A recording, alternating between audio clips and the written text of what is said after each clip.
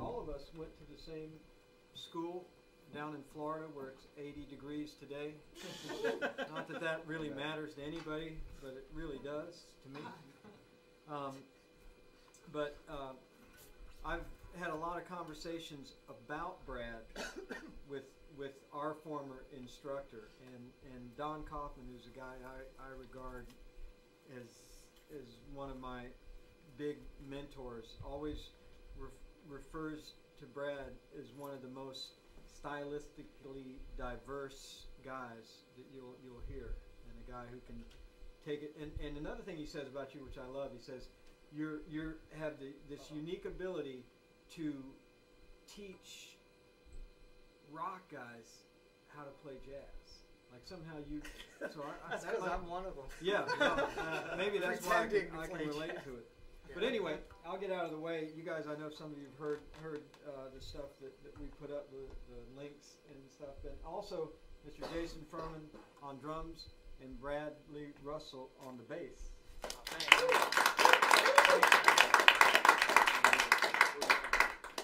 Thanks, Steve.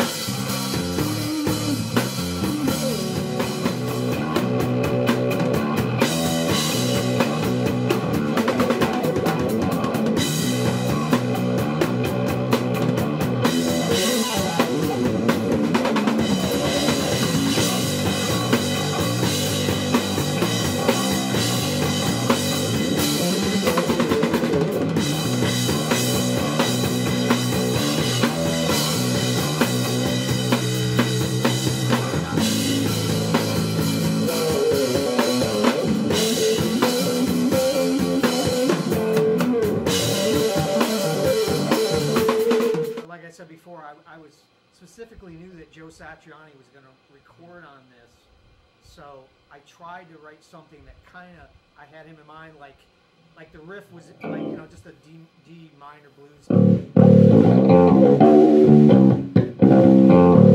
But then when it went to the solo section, obviously, you know, there was no guitar solo today, but the section, it went to like a B minor.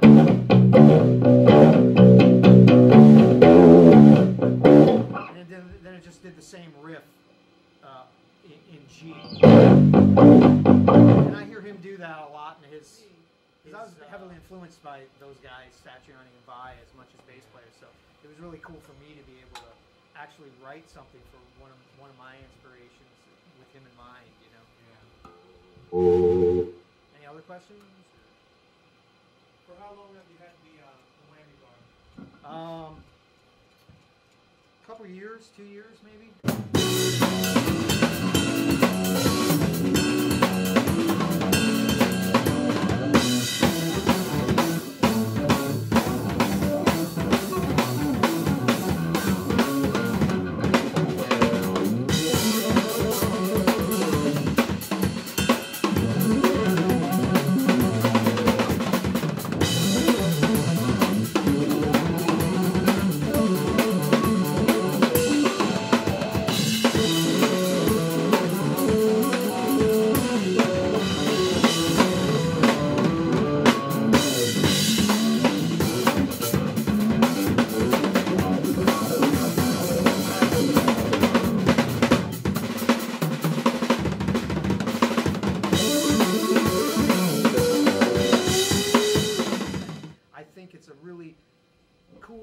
To take a cover and do some different stuff with it, and it kind of pays homage to the people who wrote it by playing it. So I don't know. And that kind of goes back to the whole jazz thing. I mean, because if anyone here played jazz standards, yeah, it was like kind of half. I get through half the tune and I bail. But yeah, so it's kind of like playing standards at a real.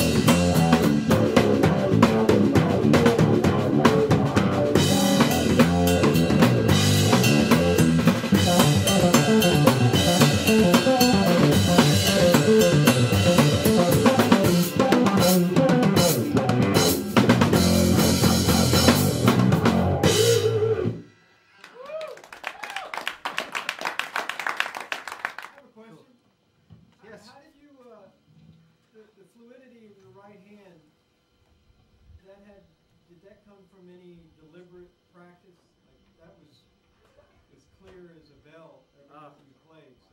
Thanks, but yeah, I mean Stanley was a huge influence on me. So I mean, I really dug his right hand attack.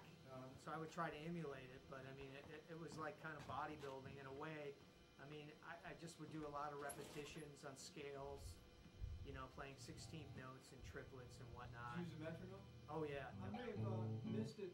I had to go out for a bit of business, but did you talk about your reading skills and how important they've been through your career? But people will put music in front of you. You could be at one studio session at someone's house and they go, all right, man, it's all chords, but I want you to read this line and I'm going to put it in front of you. Maybe just 2 bars, but that 2 bars that you read could be the difference between keeping and getting more gigs and not getting called again. That was one of the things I want to say about, like, Steve Vai was a huge influence on me because he was one of the first rock guitar players that I ever read about that could read and transcribe at that level, and that really inspired me.